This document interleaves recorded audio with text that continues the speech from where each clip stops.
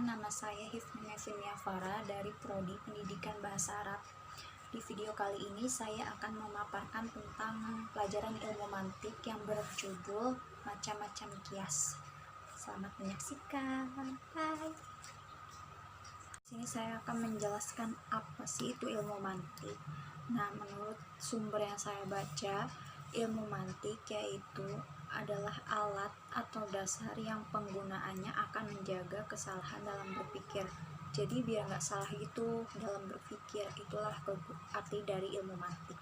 Lebih jelasnya kayak gini, mantik yaitu sebuah ilmu yang membahas tentang alat dan formula berpikir, sehingga seseorang yang menggunakannya akan selamat dari cara berpikir salah. Tuh. Oke, seperti yang kalian lihat di atas ini, itu ada buku yang saya ambil tentang kias itu. Jadi apabila ada kekurangan, mohon dimaafkan. Oke, lanjut ya. Apa itu kias? Kalau menurut buku yang saya jadi referensi itu adalah kias yaitu dua kodliyah atau lebih yang disusun dan dapat menghasilkan kesimpulan. Nah, jadi contohnya kayak gini. Khamar itu memabukkan. Semua yang memabukkan itu haram. Ya, jadi khamar itu haram gitu. Sampai sini paham kan? Oke, lanjut ke slide berikutnya, yaitu ada macam-macam kias. Jadi macam-macam kias itu apa aja sih? Nah, di sini saya akan menyebutkan dari buku yang saya ambil itu ada dua macam-macam kias, yaitu ada kias iktironi sama kias istisnai. Yang pertama, kias iktironi itu adalah suatu kesempatan yang kuat. Jadi contohnya embun itu air. Setiap air menguap jika dipanaskan. Jadi kesimpulannya adalah embun menguap jika dipanaskan. Gitu. Terus ada kias istisnai. Apa sih kias istisna itu?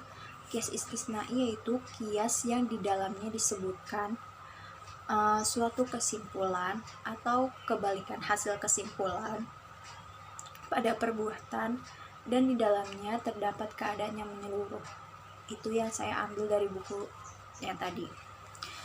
Contohnya itu, selama matahari itu terbit, maka siang itu ada. Nah, akan tetapi matahari itu terbit, jadi siang itu ada. Itu kesimpulannya. Oke, lanjut ke berikutnya. Di situ ada pembagian kias iktironi. Setelah sebelumnya udah dijelaskan apa itu kias iktironi, di sini juga ada pembagiannya. Pembagian kias iktironi itu juga ada dua. Yang pertama kias iktironi hamli sama kias iktironi syarti. Sedangkan kias iktironi hamli itu adalah kias yang dalam keputusannya tersusun dari kodliyah hamliyah saja. Kalau sedangkan kias iktironi syarti itu yang dalam keputusannya tersusun dari kodliyah hamliyah dan juga syartiyah. Contoh dari kodliyah kias iktironi hamli. Contohnya yaitu sholat adalah tuntutan. Sebagian tuntutan adalah wajib. Nah, kesimpulannya, maka sholat itu adalah wajib. Dan contoh untuk kias iktironi syarti. Contohnya adalah segala sesuatu yang berubah adalah baru.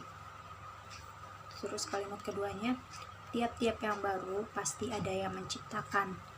Nah, kesimpulannya, jadi segala sesuatu yang berubah maka pasti ada penciptanya. Oke, sampai sini paham? Oke, lanjut di slide berikutnya. Di situ ada 5 macam kias iktironi syarti. Apa aja sih? Nah, yang pertama itu ada tersusun dari dua syarat yang bersambung. Contohnya yaitu kalimat pertamanya, apabila seseorang menjaga prinsip-prinsip kesehatannya, maka berkurang peluang sakit yang akan dialaminya. Terus kalimat yang kedua, apabila sedikit sakit yang menimpanya, maka dia merasa senang dengan kesehatan yang baik dan kehidupan yang bahagia.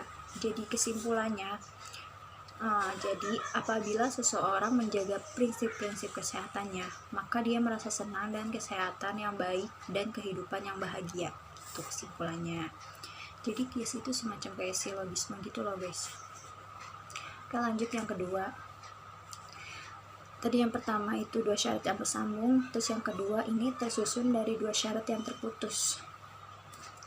Jadi contohnya gini, yang kalimat pertamanya, setiap siswa ada kalanya yang rajin dan ada kalanya yang tidak rajin. Terus kalimat keduanya, setiap siswa yang tidak rajin ada kalanya pemalas dan ada kalanya karena lemah tubuhnya.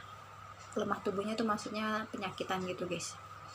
Jadi kesimpulannya, jadi setiap siswa ada kalanya yang rajin dan ada kalanya pemalas serta ada kalanya juga lemah tubuhnya. Oke. Terus yang ketiga di sini ada nih, di sini nih. Di atas tuh ada tersusun dari syarat yang bersambung dan syarat yang terputus. Contohnya, apabila ucapan itu tersusun dari maudu dan mahmul, maka itu adalah qadliyah. Terus kalimat keduanya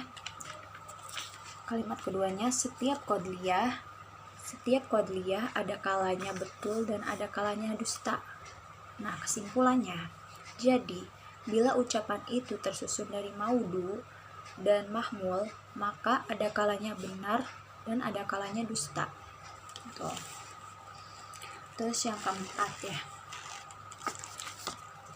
Yang keempat yaitu ada tersusun dari syartiyah yang bersambung dan hamliyah. Contohnya kayak gini. Apabila, ini kalimat pertama ya, apabila ada umat yang menghukumi dirinya sendiri, maka itu adalah penghulu. Oke, kalimat yang kedua, setiap umat yang memiliki kepenghuluan itu adalah kemerdekaan. Nah, kesimpulannya, jadi apabila umat menghukumi diri sendiri, maka dia adalah orang yang merdeka. Gitu. Terus yang kelima.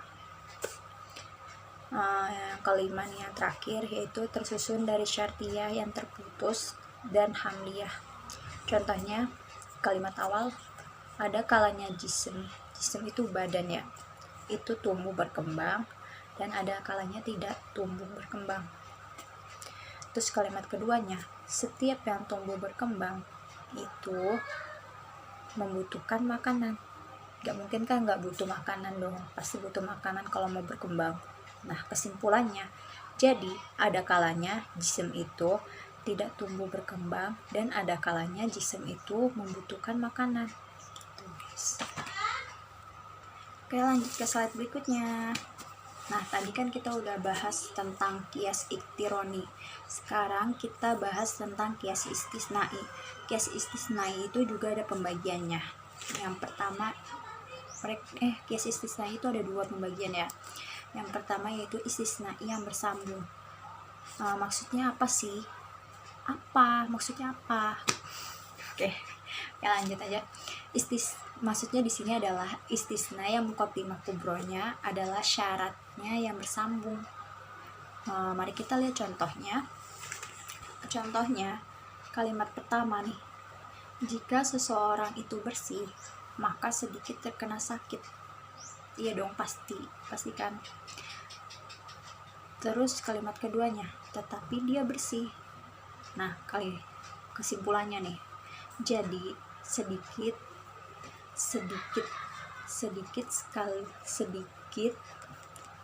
kesimpulannya, jadi sedikit sekali dia terkena sakit. Oke, tipe jadi diubah aja ya. Jadi kesimpulannya, jadi sedikit sekali dia terkena sakit. Terus yang kedua, istisna yang terpisah, apa sih maksudnya? Jadi istisna yang terpisah itu istisna yang muqaddimah kubronya sebagai syaratnya yang terpisah. Kalau tadi kan bersambung, sekarang terpisah. Contohnya, terkadang ada kalanya lautan itu tenang dan ada kalanya berombak.